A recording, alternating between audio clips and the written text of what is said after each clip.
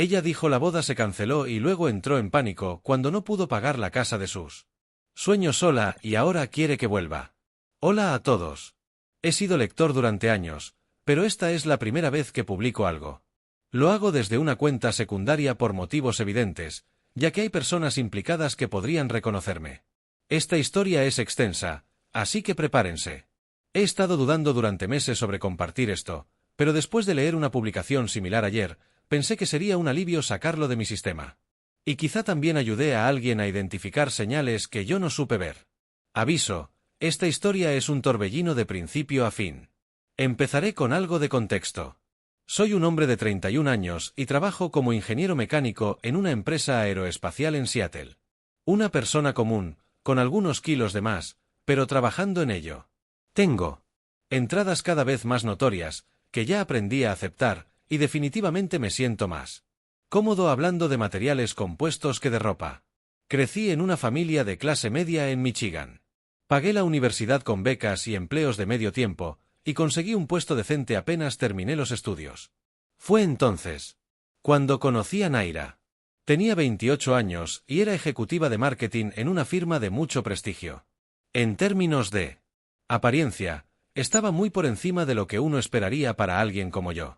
Nos conocimos hace 3 años en la fiesta de cumpleaños de mi amigo Gael, donde ella llegó como acompañante de un colega suyo. Hoy en día, aún no comprendo por qué me dio su número esa noche. Ella parecía salida de un anuncio de lujo, y yo no. Durante el primer año, todo fue casi perfecto. Era carismática, entusiasta, incluso parecía interesada en mi carrera, aunque hablar de ingeniería aeroespacial no sea precisamente una conversación entretenida durante una cena. Me hacía preguntas, me enviaba mensajes de aliento antes de presentaciones importantes, y hasta dormía con una camiseta vieja de la NASA que le regalé. Viéndolo en retrospectiva, hubo señales. Pero cuando uno está enamorado, no las ve. Me hacía comentarios constructivos sobre cómo tenía potencial para llegar a ser ingeniero senior si me esforzaba más, o cómo debería cuidar más mi imagen para causar una mejor impresión en reuniones. En ese momento pensé que me motivaba. Ahora veo que intentaba convertirme en algo que yo no era. Pasado el primer año, las cosas cambiaron. Las sugerencias se volvieron críticas. Mi apartamento, de repente, era demasiado modesto para alguien en mi posición. Mi Honda, que funcionaba perfectamente, era una vergüenza al lado de su BMW. Mis amigos no eran lo bastante ambiciosos. Mi hermano Elías, que trabaja en construcción y ha sido mi compañero de vida desde la infancia, fue poco a poco excluido de nuestras reuniones sociales por no encajar. Pero yo estaba atrapado en la ilusión. Empecé a transformarme. Compré ropa más formal. Asistí a sus eventos laborales, fingiendo interés en conversaciones vacías y riendo ante los chistes sin gracia de su jefe. Dejé de ver a Elías. Incluso rechacé un ascenso en Chicago, porque Naira insistió en que debíamos quedarnos en Seattle, cerca de su familia y su círculo. Le propuse matrimonio a los 2 años. Lloró y aceptó. Y enseguida comenzó a organizar una boda, cuyo costo superaba mi salario anual.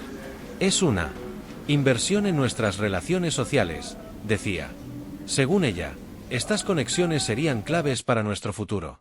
Abrí una cuenta especial y empecé a destinar mis bonos y pagos por horas extra a los anticipos. Logré reunir $22.500. Ella no puso un solo dólar, argumentando que estaba ahorrando para el futuro. Y yo, por tonto, no lo cuestioné.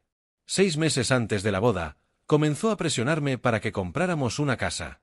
Pero no cualquier casa, una propiedad de $785.000 en el barrio más caro de Bellevue, donde vivían todos sus contactos. Tenemos que estar en ese entorno si queremos que nos respeten, repetía. No le importaba que eso significara exprimir mis finanzas al máximo. Firmamos los papeles preliminares con mi nombre como titular del crédito, ya que yo tenía mejor historial. Ella ya tenía diseñadores agendados y tableros en Pinterest con ideas para decorar hasta el baño de visitas. Les había prometido a sus padres que tendrían una habitación con baño privado para cuando vinieran desde Portland. Todo estaba encaminado. Faltaban 4 meses para la boda y la firma de la casa sería un mes después. Yo estaba agotado por el estrés financiero, pero pensaba que encontraríamos la manera. Una noche Rodeado de números y facturas, me di cuenta de que nada cuadraba. Entre hipoteca, boda y gastos básicos, todo era insostenible. Con ambos sueldos debería alcanzarnos, pero Naira insistía en mantener las cuentas por separado hasta después del matrimonio. Es más ordenado así, decía. Sin embargo, todos los gastos grandes caían sobre mí. Intenté hablar seriamente del tema. Le mostré la hoja de cálculo, mis preocupaciones, y le propuse buscar una casa más económica. Me miró como si hubiera propuesto vivir en una carpa. ¿Quieres que fracasemos? Me soltó. Esto no es solo una casa, se trata de relaciones, de oportunidades, de crecer rodeados de personas influyentes. Le dije que era inviable. A menos que aportara algo a la hipoteca, no tenía sentido. Ella suspiró y me respondió, estoy organizando la boda y la luna de miel, ¿recuerdas? Además, después de casarnos recibiré un ascenso que duplicará mi salario. Solo tenemos que proyectar la imagen correcta por ahora. No sabía nada de ese ascenso, pero quería creerle. Pensé que valía la pena aguantar. Así que continuamos con el plan. Los fines de semana los dedicábamos a visitar casas, ver decoradores y asistir a cenas con sus conocidos. Yo me sentía fuera de lugar. Ella, en cambio, parecía florecer. Me presentaba como su prometido, el ingeniero aeroespacial, como si fuera una credencial. Y entonces ocurrió. Estaba en el supermercado, con un carrito lleno de cosas que ni recuerdo, pizzas congeladas, bolsas aromáticas para basura, bebidas energéticas para poder trabajar hasta tarde. Mi móvil vibró. Era un mensaje de Naira. Pensé que sería algo sobre la cena, o sobre el salón de eventos. En lugar de eso, leí 8 palabras que me helaron la sangre. Boda cancelada. Espera una llamada de mi abogado. Eso fue todo. Sin explicación. Sin emoción. Ni siquiera una despedida decente. Solo una frase seca, como si yo fuera un trámite que había decidido dejar pendiente para siempre. Me quedé ahí, paralizado. El cajero tuvo que repetirme 2 veces que ya era mi turno. Pagué. Como en piloto automático, conduje de regreso a casa en completo silencio y me quedé sentado en el estacionamiento del edificio, unos 15 minutos antes de poder entrar. Lo más extraño de todo es que no derramé una sola lágrima ni levanté la voz. Permanecí en completo silencio. Lo único que dije fue, como quieras, una referencia a la princesa prometida. Que dudo que Naira siquiera entendiera. Pero yo sí sabía lo que ese mensaje significaba. No era simplemente la cancelación de nuestra boda. Era su forma de decir, no me contactes. Mi abogado se encargará de todo. Me estaba desechando como si fuera algo inútil, convencida de que todo jugaría a su favor. Pero se le escapó un detalle esencial. Mientras estaba sentado en el sofá leyendo su mensaje, algo hizo clic en mi cabeza. La hipoteca, los ahorros de la boda, las cuentas conjuntas. Nada estaba finalizado. Así que tomé una decisión. Sin quitarme siquiera el abrigo, abrí mi laptop, ingresé al portal hipotecario del banco y cancelé la solicitud. 3 clics. Eso bastó para que su sueño de la casa perfecta en Bellevue se viniera abajo. Muchos podrían pensar que fue un acto mezquino. Quizá lo fue. Pero después de 3 años, adaptándome poco a poco a lo que ella quería, de sacrificar tanto, esto ya no era cuestión de venganza. Era lo mínimo que podía hacer por mi dignidad. Lo que vino después me tomó por sorpresa.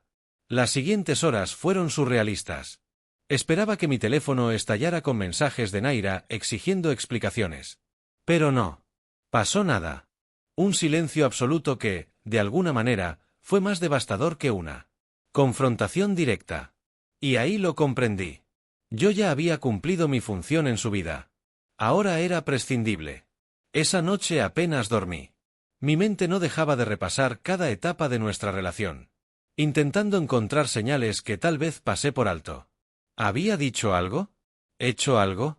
¿Lo había planeado desde el principio? Preguntas sin respuestas, solo suposiciones. A la mañana siguiente, me obligué a ir al trabajo, aunque me sentía como un fantasma. Mi jefe me miró y preguntó si me sentía bien. Dudé, y luego solo dije, Naira terminó todo. La boda se canceló. Su expresión de compasión casi me desarma. Tómate la semana, me dijo con voz baja. Este proyecto seguirá aquí cuando regreses. Le agradecí y volví a casa, deteniéndome antes en el supermercado a comprar algo reconfortante. Allí fue cuando vi una revista de novias. En la portada, una modelo lucía el mismo vestido que Naira había elegido. Me quedé mirándola en la fila, con una sensación de desconexión total. Ayer iba a casarme con esa mujer. Hoy era una desconocida que destruyó mi vida con un mensaje de texto. De regreso al departamento, comencé a recoger sus cosas, ropa, productos del baño, algunos libros. Muy poco para 3 años de relación. Ahí noté lo poco que había aportado a nuestra vida en común. Siempre insistía en que estuviéramos en su casa, porque era más linda. Otra señal que ignoré. Empaqué todo con cuidado, lo etiqueté como cosas de Naira y lo dejé junto a la puerta. Luego hice algo que había estado posponiendo durante meses, llamé a mi hermano Elías. La conversación fue corta, pero reconfortante. No me dijo, te lo dije, aunque nunca confió del todo en ella. Solo respondió, paso por tu casa. Con una pizza. Esa noche, cuando nos vimos, sentí una mezcla de tristeza y alivio. Tristeza evidente, por lo que había perdido. Pero también alivio. Como si, después de 3 años, finalmente pudiera respirar. Había dejado de ser yo mismo para encajar en lo que ella esperaba de mí. Y por fin podía soltar. Menos de 2 días después de recibir aquel mensaje, estaba sentado en mi sofá comiendo los rollos de pizza que compré, cuando sonó el teléfono. Número desconocido. Lo dejé ir al buzón de voz. No necesitaba más estrés. Minutos después, apareció un mensaje. Hola, soy Rebecca Goldstein, abogada de la señora Naira Chambers. Solicitamos con urgencia una llamada respecto a la cancelación de la hipoteca, ya que dicha acción podría constituir una violación contractual o interferencia financiera. Por favor, contáctenos de inmediato. No pude evitar reír ante la palabra urgente. De pronto, su abogado ya no era tan formal ni distante. Es curioso cómo cambian las cosas cuando el golpe es en el bolsillo. No devolví la llamada. Solo esperé. Y como era de esperarse, empezaron a llegar más llamadas. Correos también. Todos con un tono creciente de desesperación. Nunca imaginaron que contraatacaría. Naira, como era habitual en ella, debió asumir que yo estaría destrozado, suplicándole una oportunidad. Pero ya no. Esta vez estaba listo. Al día siguiente, recibí una llamada de nuestro amigo en común, Gael. Sonaba incómodo. Oye, ¿es cierto que te echaste atrás con lo de la casa? Le respondí que sí. Pues Naira está furiosa. Parece que ya había encargado unos muebles personalizados por $18.000 y les dijo a todos en el trabajo que buscaran casas cerca. Está diciendo que lo hiciste por despecho. Estuve a punto de decir que no era mi problema. Pero me contuve. No quería sonar cruel, aunque honestamente tenía motivos. Gael dudó un momento antes de añadir. Está diciendo por ahí que te estás vengando, que la estás castigando, incluso que la estás abusando financieramente por cancelar la hipoteca. Eso me hizo reír a carcajadas. ¿Abusándola económicamente? Ella, que nunca aportó un centavo a nuestra casa ni a la boda. Ella, que rompió conmigo por mensaje tras 3 años juntos. Le dije, Gael, puede decir lo que quiera. Yo no me voy a casar con alguien que termina por mensaje. Hubo una pausa larga. Y luego dijo algo que sí me tocó. Mira, está contando versiones distintas.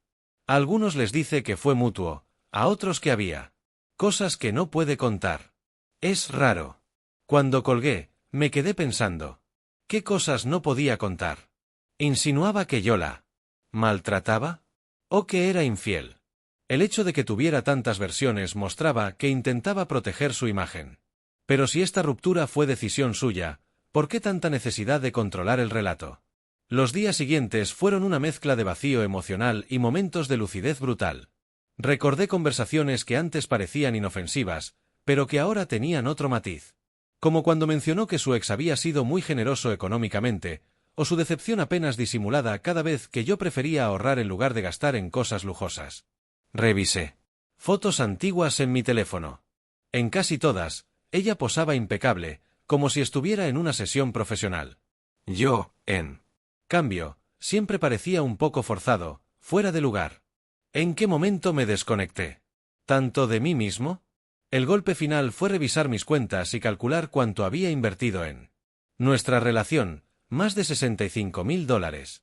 En viajes que ella insistía en hacer, cenas donde siempre pagaba yo, regalos por sus logros profesionales y, por supuesto, el fondo para la boda. ¿Su aporte? Mínimo. A veces cocinaba, o me compraba algún detalle en mi cumpleaños. Pero nunca fue equilibrado. Y no se trataba solo del dinero. Todo giraba en torno al desequilibrio, dar y seguir dando, mientras que del otro lado apenas había esfuerzo. Me había dejado cegar por lo que creía que era amor, sin darme cuenta de que nuestra relación se había vuelto completamente unilateral. Una semana después del mensaje en el que me dejaba, finalmente me obligué a cancelar todo lo relacionado con la boda. Cada llamada era un trago amargo. Explicar que el enlace se suspendía sin entrar en detalles resultaba doloroso. La mayoría de los proveedores fue comprensiva, aunque perdí algunos depósitos. Una pequeña panadería familiar, encargada de hacer nuestro pastel, se mostró particularmente molesta. La dueña, una señora mayor que parecía realmente emocionada con el diseño, no pudo disimular su decepción. Parecían tan enamorados. Cuando vinieron a la degustación, murmuró. Lo único que pude decirle fue, yo también lo creí. Después de cancelar la última cita, me serví una taza de café y me senté en el balcón, mirando cómo caía la lluvia en Seattle. Fue la primera vez, desde que recibí ese mensaje, que sentí mis ojos humedecerse. No era por Naira, sino por el futuro que pensé que teníamos. La vida que habíamos planeado y que ya no existía. El tipo de persona en la que me había convertido sin notarlo. Pero bajo ese dolor, algo empezó a despertar. Una determinación silenciosa. Comprendí que, por doloroso que fuera, me habían dado la oportunidad de detenerme antes de cometer lo que probablemente habría sido el mayor error de mi vida. Y quizás, en medio de todo, aquello también era un regalo disfrazado. Justo entonces, mi móvil se iluminó con una notificación. Era un correo del agente hipotecario confirmando la cancelación de mi solicitud. El asunto decía, solicitud completada. Oportunidades futuras disponibles. Me pareció extrañamente simbólico.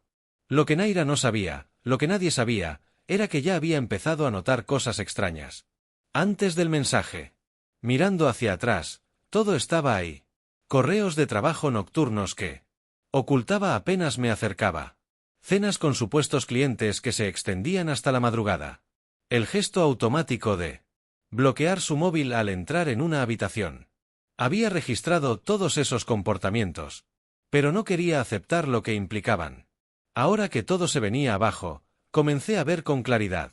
En lugar de responderle a su abogado o intentar reparar algo, opté por el silencio. Dejé que ellos se inquietaran, que se preguntaran cuál sería mi siguiente paso. Y fue en ese silencio que las verdades comenzaron a emerger. 3 días después del mensaje. Alguien tocó mi puerta pasada las 8 de la noche. No esperaba a nadie. Era su padre, el señor Chambers. La última vez que lo vi fue durante una cena, un mes antes, cuando pronunció un emotivo discurso sobre lo orgulloso que estaba de aceptarme en su familia. Ahora se le notaba cansado y avergonzado. Ni siquiera saludó antes de soltar la casa. Crucé los brazos y respondí. No voy a comprar una casa con alguien que decide terminar por mensaje y me envía a su abogado. Vienes en representación de ella. Bajó la mirada. No, estoy aquí porque no nos dice nada claro. Un minuto dice que la boda se cancela, y a la siguiente grita sobre las facturas de los muebles y las solicitudes de crédito, y cómo va a quedar en ridículo frente a todos sus compañeros de Apex Marketing. Por un momento pensé en contarle todo, mis sospechas, las señales que ignoré. Pero me contuve. Solo dije, ella lo terminó. Lo respeté. Ahora le toca asumir las consecuencias de sus decisiones. Él asintió lentamente y murmuró algo como, le dije que no hiciera esto, antes de marcharse. Lo vi alejarse y una extraña calma me envolvió. Pero la verdadera bomba estaba por caer. A la mañana siguiente, recibí una llamada de mi hermano, Elías. Siempre fuimos muy cercanos, pero Naira había logrado distanciarnos durante el último año, con comentarios constantes sobre que él era demasiado básico para nuestro nuevo entorno social. Llevábamos casi un mes sin hablarnos. Hola, hermano, dijo con cierta duda. Me enteré por Gael de lo que pasó con Naira. ¿Hay algo que debería haberte contado hace meses. Sentí que el corazón me latía con fuerza. ¿Qué pasó? Hubo una pausa larga. ¿Recuerdas las reformas que estaba haciendo en ese complejo moderno del centro, el que se llama Cascades? Asentí. Bueno, vi a Naira allí con un tipo. Entraron juntos a un departamento, se veían bastante cómodos. Al principio pensé que podía ser algo laboral, pero por cómo se tocaban, tomé una foto por si acaso, pero no sabía si decírtelo. No quería meter la pata si me estaba equivocando. Mientras hablábamos, me envió la foto. Era, sin lugar a duda, Naira, con un vestido que nunca había visto, junto a un hombre alto, bien vestido, con un traje elegante y un peinado perfecto. Él le tenía la mano en la espalda baja, en un gesto que distaba mucho de ser amistoso. La imagen tenía fecha de 2 meses atrás. El tipo se llama Ryan, añadió Elías. Pregunté a los de mantenimiento del edificio. Es un banquero de inversiones muy conocido. Tiene un Aston Martin. Presume relojes caros, un verdadero narcisista. El nombre me sonaba. Naira lo había mencionado un par de veces, siempre como un cliente exigente de su agencia. Supuestamente, un proyecto complicado pero importante. Claro, importante. Cuando colgué, me lancé a investigar. Entré a su Instagram. La mayoría de las publicaciones ahora eran privadas. Primera señal. Pero aún podía ver sus fotos etiquetadas. Había una, de una gala benéfica de 3 semanas atrás. Ese mismo fin de semana, me había dicho que estaría en un retiro de spa con amigas. Ella no salía en la foto, pero Ryan sí, y se alcanzaba a ver su brazo y parte del mismo vestido, que aparecía en la imagen que me mandó Elías. Seguí hurgando. Ingresé a la cuenta compartida de almacenamiento en la nube que usábamos para planear la boda. En la carpeta de archivos eliminado recientemente, encontré varias selfies suyas que nunca había visto. Estaban claramente tomadas en un apartamento que no era el mío. Ventanales de piso a techo con vistas a la Space Needle. Justo el tipo de lugar que tendría un banquero prestigioso. Las piezas comenzaron a encajar. Sus críticas a mi sueldo. Las comparaciones constantes con los esposos de sus amigas. La presión creciente por mudarnos a un barrio caro. Los comentarios sobre cómo debía vestir y relacionarme más. No solo me estaba engañando. Me estaba reemplazando. Y yo era el trampolín que ya no necesitaba. Me tomé un día para procesarlo todo y dejar que la rabia y el dolor fluyeran. Luego hice algo que no había hecho en casi un año. Llamé a Trevor, un viejo amigo de la universidad que llevaba tiempo ofreciéndome trabajo en su empresa de ingeniería en Denver. Rechacé esa oferta porque Naira insistió en que echáramos raíces en Seattle. Hombre, ¿cuánto tiempo? Respondió. ¿A qué debo el honor? ¿Sigue en pie esa oferta? Pregunté. Hubo una breve pausa y luego soltó una carcajada. Así que por fin dejaste a la princesa. El puesto sigue disponible. $125.000 más gastos de reubicación, ¿cuándo puedes empezar? Sonreí por primera vez. En días.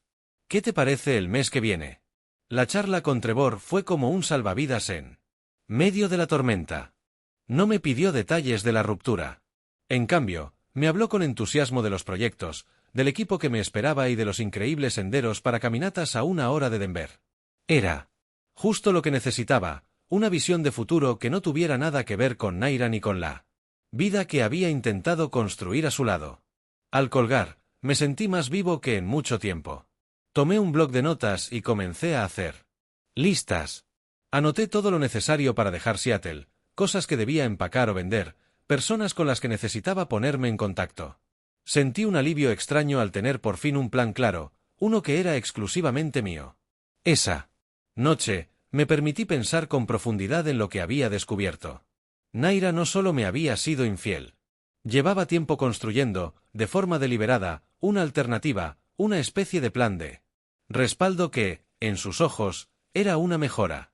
Todo mientras me presionaba para asumir un compromiso financiero que, de haberse concretado, me habría dejado completamente atrapado. Lo que más dolía era la frialdad con la que lo había hecho todo. Me preguntaba desde cuándo estaba viendo a ese tipo. ¿Fue antes o después de aceptar casarse conmigo? ¿Acaso nuestro compromiso fue siempre una especie de acuerdo temporal? ¿Una transición conveniente hasta que apareciera una mejor opción? Las dudas me revolvían el estómago. No pude dormir. En su lugar, pasé horas revisando nuestro historial de mensajes, tratando de encontrar señales que en su momento no vi. Y ahí estaban, dispersas entre mensajes que, en apariencia, eran inofensivos. Reuniones nocturnas que coincidían con publicaciones en su cuenta de Instagram en eventos a los que nunca me invitó, cancelaciones de nuestros planes por supuestas urgencias laborales y críticas cada vez más constantes hacia mis decisiones de vida, mis hábitos financieros y hasta mis pasatiempos. A la mañana siguiente, aunque agotado, tenía la mente despejada. Envié un correo formal a mi arrendador informándole que dejaría el apartamento. Luego, inicié el trámite para obtener una licencia de conducir en Colorado. Escribí a los pocos amigos que había conservado a pesar del desagrado de Naira, avisándoles de mi mudanza. Cada una de esas acciones era un paso más lejos del caos, y al mismo tiempo, una recuperación de mi autonomía. Pero, aunque avanzaba, Naira seguía presente, como una sombra. Su abogada envió otro correo, mucho más agresivo que el anterior, afirmando que yo tenía responsabilidades legales y éticas respecto a la compra de la casa. Reenvié el mensaje a un amigo abogado, pero no obtuve respuesta. Las palabras de su padre resonaban en mi cabeza. Le dije que no hiciera esto. No sabía si se refería a romper conmigo o a la forma en que lo había hecho. La imagen impecable que Naira siempre proyectaba empezaba a agrietarse y sospechaba que lo de Ryan no era lo único que estaba ocultando.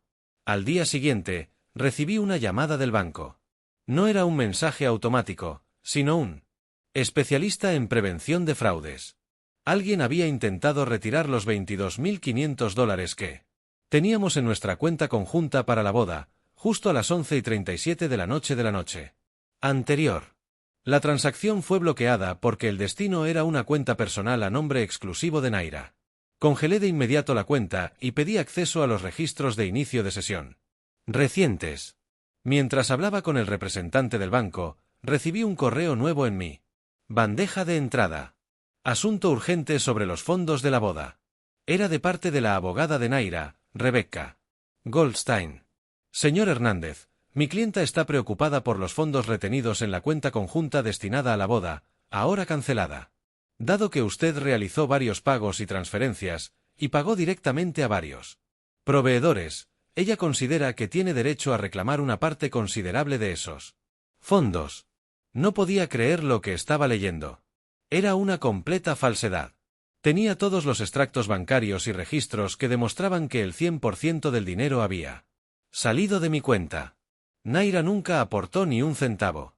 Siempre insistió en manejar sus finanzas por separado, bajo el argumento de que era lo más inteligente. Y ahora intentaba quedarse con mis ahorros y hacerlos pasar como suyos. Reenvié el correo a Trevor, un amigo cuyo cuñado se dedicaba al derecho de familia. Me respondió de inmediato: guarda todo. Correos, mensajes, cada detalle. Busca un abogado ya. Esa misma noche, me reuní con Cher Levan, una abogada de familia muy conocida en Seattle. Su anticipo fue costoso, $5.000. Pero en cuanto le conté lo ocurrido y le mostré las pruebas, aceptó el caso sin dudar. Señor Hernández, me dijo con una sonrisa afilada, ha sido demasiado paciente dadas las circunstancias. Es hora de protegerse. La señorita Chambers claramente está intentando cometer un fraude. Ese mismo día redactó una carta formal de cese y desistimiento dirigida a la abogada de Naira, adjuntando todos los documentos bancarios que acreditaban que el dinero era únicamente mío, junto con capturas de pantalla del intento de retiro no autorizado. También me recomendó cortar toda comunicación con Naira y manejar todo a través de los canales legales. Esa noche, mi teléfono estalló con llamadas. Naira intentó comunicarse 8 veces seguidas. Luego escribió: no puedo creer que hayas contratado a una abogada. Tenemos que hablar como adultos. ¿Estás siendo irracional? ¿Congelaste la cuenta? Necesito ese dinero para pagar penalizaciones por cancelaciones. No respondí. Le reenvié todo a Cher y bloqueé su número. A la mañana siguiente, Gael me llamó. Sonaba nervioso. Naira vino hoy a la oficina. Completamente descontrolada. Le dijo a todo el que la escuchara que estás tratando de arruinarla, que estás reteniendo él. Dinero que es para los proveedores de la boda. Algunos incluso amenazaron con demandarla. Interesante, respondí con calma. Porque tengo pruebas de que yo pagué todo y ella no puso ni un centavo. Sí, bueno, hay más. Continuó Gael, bajando la voz. También está diciendo que tú la controlabas, que por eso terminó la relación. Que le vigilabas los gastos y la alejabas de sus amistades. Sentí un escalofrío. Estaba intentando presentarse como la víctima. Como si yo hubiese sido el abusador. Cuando ella fue quien me aisló, me criticó y me manipuló durante años. Gael, tú me conoces desde hace años. ¿Tú crees eso? Por supuesto que no, respondió sin dudar. Pero la gente en la oficina no te conoce como yo. Y Naira sabe cómo sonar convincente. Después de colgar, informé a Scher sobre esta nueva maniobra. Su respuesta fue clara: esto cambia todo. Necesitamos declaraciones de testigos, amigos, familiares, cualquier persona que pueda hablar de su comportamiento. Y debemos refutar estas acusaciones falsas antes de que se propaguen más. Las siguientes 48 horas fueron un torbellino de trámites legales. Reuní testimonios de amigos que sabían lo controladora que podía ser Naira. Mi hermano firmó una declaración jurada sobre el momento en que la vio con Ryan. También armé una cronología detallada de nuestra relación, incluyendo todas las señales de alerta que, en retrospectiva, había ignorado: críticas constantes, aislamiento social, manipulación financiera. Mientras tanto, la abogada de Naira envió un nuevo correo, ahora con un tono completamente diferente. Mi clienta se siente angustiada por el giro que ha tomado esta situación, que considera un asunto privado. Está dispuesta a renunciar a cualquier reclamo sobre la cuenta conjunta si usted colabora con la localización del inmueble. Traducción: Naira entendió que había sido descubierta mintiendo sobre el dinero y quería usar eso como moneda de cambio para quedarse con la casa. La respuesta de Scher fue impecable. Mi cliente posee documentación que demuestra el intento de fraude por parte de la señorita Chambers. Su intento no autorizado de acceder a fondos que no le pertenecen y la difamación pública de su reputación. Si es necesario, estamos preparados para llevar este asunto hasta las últimas consecuencias legales. No habrá negociación sobre una casa que nunca se compró ni sobre fondos que le corresponden únicamente a mi cliente. Y fue entonces cuando todo estalló. Esa tarde la dediqué a empacar más cosas, revisando años de objetos acumulados y decidiendo que valía la pena llevarme a Denver. Extrañamente, el proceso resultó terapéutico. Analizaba cada objeto preguntándome si realmente aportaba algo a mi vida o si lo había conservado solo para agradar a Naira. El reloj caro que ella decía necesitar para sus reuniones con clientes, lo vendí. Esos libros de arte que nunca leímos, que solo estaban ahí para aparentar, los puse en la pila de donaciones. Mi adorada colección de novelas de ciencia ficción, esa que Naira había relegado al fondo de un armario por considerarla infantil, esa sí que me acompañaría. Mientras seguía con la tarea, mi teléfono no paraba de vibrar con mensajes de números desconocidos. Supuse que eran personas del entorno de Naira, intentando hacerme sentir culpable o provocarme una reacción. No respondí a ninguno. Scher ya me había dejado claro que cualquier tipo de contacto debía gestionarse exclusivamente por vías legales. Cerca de la medianoche, agotado, pero conforme con el avance del día, revisé el correo electrónico una última vez antes de acostarme. Había un mensaje de una dirección que no reconocía. Con el asunto, debería saber la verdad sobre Naira. Dudé unos segundos, con el dedo sobre el botón de eliminar. Podía ser otra artimaña para manipularme. Sin embargo, la curiosidad fue más fuerte. El correo venía de una mujer llamada Megan, quien aseguraba haber sido compañera de trabajo de Naira en su antigua empresa. Según contaba, Naira tenía un patrón bastante claro. Se acercaba a hombres exitosos, se beneficiaba de ellos para escalar socialmente o impulsar su carrera, y luego los dejaba cuando encontraba una mejor opción. Lo mismo había hecho con su exnovio, un médico que le compró un coche y financió la renovación de su departamento. Megan relataba: cuando le propuso matrimonio, ella empezó a buscar excusas para terminar. 2 semanas después ya estaba saliendo con su jefe. Me quedé unos minutos frente a la pantalla, sin saber si creer o no. ¿Era genuina esa información o simplemente alguien con rencor? Reenvié el correo a Ascher sin añadir comentario alguno finalmente, me acosté con la mente repleta de dudas. Al día siguiente, recibí una sorpresa inesperada. Tenía un mensaje de voz de Rebecca Goldstein, la abogada de Naira. Quería hablar con Ascher sobre una posible solución. Su tono era completamente diferente al de ocasiones anteriores, ya no sonaba exigente, sino casi conciliador. Algo había cambiado. Llamé de inmediato a Ascher para contarle lo ocurrido. Justo iba a comunicarme contigo, me dijo. Estuve revisando información sobre la señorita Chambers anoche y descubrí que tu caso no es precisamente aislado. Hay un patrón que podría ser muy relevante si esto termina en juicio. ¿Te refieres al correo de Megan? Pregunté. ¿En parte? Sí. Pero hay más. Digamos que tu exprometida no ha sido precisamente prudente con sus finanzas. Me dijo que tenía una llamada agendada con Goldstein esa misma tarde. Mientras tanto, ¿cómo va la mudanza? Me preguntó, con ese tono sutil que me recordaba que debía seguir adelante a pesar del caos legal. Va bien, respondí. Denver empieza a sentirse real. Perfecto, dijo ella con firmeza. La mejor forma de vengarse es vivir bien. No lo olvides. Más tarde, cerca de las 10 de la noche, recibí un mensaje en Facebook desde una cuenta desconocida. No tenía foto de perfil, solo un nombre, Ryan Michey. El texto decía, deberíamos hablar. No quiero ser parte de ningún juego de ella. Con las manos temblorosas, respondí, ¿hablar sobre qué? Su respuesta llegó enseguida, sobre Naira.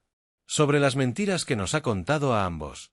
Acordamos encontrarnos al día siguiente en una cafetería del centro. Llegué antes, tanto por curiosidad como por precaución, por si resultaba ser una trampa. Justo a tiempo, apareció el hombre de la foto. Alto, con el cabello perfectamente peinado y un reloj caro en la muñeca. Un tipo del mundo financiero, sin duda. Me saludó con una sonrisa nerviosa y se presentó. Soy Ryan. Pedimos café y buscamos un rincón tranquilo. Durante un minuto, nos observamos sin decir nada, intentando entender quién era el otro. Luego él habló. Necesito saber algo primero. ¿Cuándo exactamente terminaron tú y Naira? Hace 4 días, respondí. Me mandó un mensaje para cancelar la boda. Ryan pareció desconcertado. Ella me dijo que habían terminado hace meses. Que seguían con lo de la casa solo por compromiso, porque su familia ya había invertido. Sentí ese nudo familiar en el estómago. Eso es mentira. Estuvimos comprometidos hasta que mandó ese mensaje. La boda estaba programada para junio. Ryan se llevó las manos al rostro. Parecía genuinamente alterado. Llevamos saliendo casi 3 meses. Me dijo que su ex no aceptaba la ruptura y por eso no podía publicar nada sobre nosotros. 3 meses, repetí, haciendo cálculos. Eso coincidía con la época en que buscábamos casa, cuando hicimos la degustación del pastel. Todo. Hay más, añadió él, con evidente incomodidad. Me dijo que tú tenías problemas, que eras controlador, incluso agresivo a veces. Que por eso tuvo que terminar todo en silencio. Sentí que me golpeaban en el estómago. Eso no es cierto. Jamás le levanté la mano, ni siquiera le grité. Puedes preguntarle a cualquiera que me conozca. Ryan asintió lentamente. Te creo. Últimamente hay cosas que no cuadran. Justo la semana pasada me pidió $15,000 para una oportunidad de inversión. Me enfurecí de solo vacilar, pero ayer Naira me llamó entre sollozos. Su ex vengativo intentaba arruinarla tanto en lo económico como en lo profesional. Al otro lado de la línea, Ryan soltó una risa sin alegría y dijo, «Supongo que eres tú». Le expliqué que mi abogado ya había enviado una orden de cese y desistimiento tras el intento de vaciar nuestra cuenta conjunta y las mentiras con que él negó haber aportado nada. Durante casi 2 horas, Ryan y yo cotejamos historias, fechas y falacias que ella había contado a cada uno, y el retrato que emergió era aún más oscuro de lo que imaginaba. Naira no se limitaba a engañarnos. Llevaba una doble vida meticulosa para obtener beneficios económicos de ambos. A mí me justificaba sus ausencias con supuestos viajes de trabajo, y a Ryan le decía que yo era violento para excusar mis ausencias. Me presionaba para comprar una casa inalcanzable mientras, al mismo tiempo, instigaba a Ryan a invertir en sus proyectos de negocio. Justo cuando nos despedíamos, Ryan vaciló y añadió, hay algo más que debes saber. El mes pasado, ella empezó a decir que estaba embarazada. Sentí un escalofrío recorrerme la espina dorsal. ¿Embarazada? Sí, respondió Ryan. Pero cuando le pregunté por citas médicas y plazos, reculó, es pronto para asegurarlo. Aquello me pareció extraño y alarmante. Le agradecí su sinceridad. Al despedirnos, lanzó, los dos evitamos un desastre, amigo. Pero tú fuiste quien la enfrentó de verdad. Con ese dato nuevo, me dirigí al despacho de mi abogada. Scher me aconsejó documentar con detalle mi conversación con Ryan. Especialmente las acusaciones de abuso, pues eran graves y podían sustentar una demanda por difamación. Tenemos suficiente para iniciar una querella, afirmó, pero esperemos a ver cómo responden a nuestro primer movimiento. Esa misma noche, recibí otra llamada de Gael. Amigo, acaba de pasar algo increíble en la oficina, dijo con voz temblorosa. Naira recibió una llamada durante la reunión y salió despavorida, como si hubiera visto un fantasma. 20 minutos después volvió, recogió sus cosas y se marchó. Su jefe la ha puesto en licencia personal con efecto inmediato. ¿Qué sucedió? Pregunté. Al contarle mi encuentro con Ryan y todo lo descubierto, Gael guardó silencio un instante y exclamó, «Demonios, de veras te contactó, vaya». Tras narrarle lo del embarazo falso y las acusaciones, él solo acertó a murmurar, «Menuda manipuladora». A la mañana siguiente, mi teléfono vibró con un número desconocido. Contra mi instinto. Contesté. Le habla Rebecca Goldstein, la abogada de Naira. Necesito hablar contigo ahora. Repliqué que toda comunicación debía canalizarse por mí. Letrado, pero me interrumpió. He renunciado a representar a la señorita Chambers. Descubrí que mi clienta proporcionó información sustancialmente falsa, no seré cómplice de fraude o difamación. Me quedé sin palabras, hasta su propia abogada la había abandonado. Más tarde, vi un correo con asunto por favor. A pesar de la recomendación de Scher, lo abrí. Decía, Mike, sé que he cometido errores terribles. Estoy en terapia y tomando medicación. Jamás quise que llegara tan lejos. Sé que lo que parece no es lo que fue, me asusta nuestro futuro. Te suplico que no presentes ninguna demanda. Mis padres están devastados y mi empleo está en riesgo. Haré lo que sea para enmendarlo. No respondí. Reenvié el mensaje a Scher con la nota. Parece que por fin entiende que sus actos tienen consecuencias. La última comunicación no llegó de Naira, sino de su padre.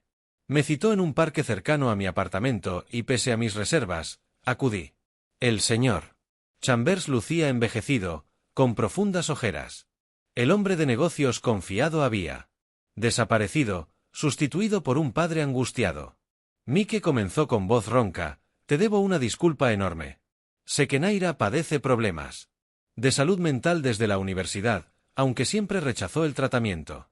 Su imagen perfecta era una fachada que acabó quebrándola. La hemos persuadido para que ingrese en un programa residencial de recuperación. Es la única salida. Antes de marcharse, me entregó un sobresellado. Dentro había un cheque por $22.500, justo la cantidad destinada al fondo de la boda, y una nota manuscrita. Lamento el dolor que causé. Merecías mucho más. Nos despedimos con un apretón de manos que concluyó en un breve abrazo. Al alejarse, se giró y añadió. Por cierto, felicidades por tu proyecto en Denver. Un nuevo comienzo es exactamente lo que necesitas.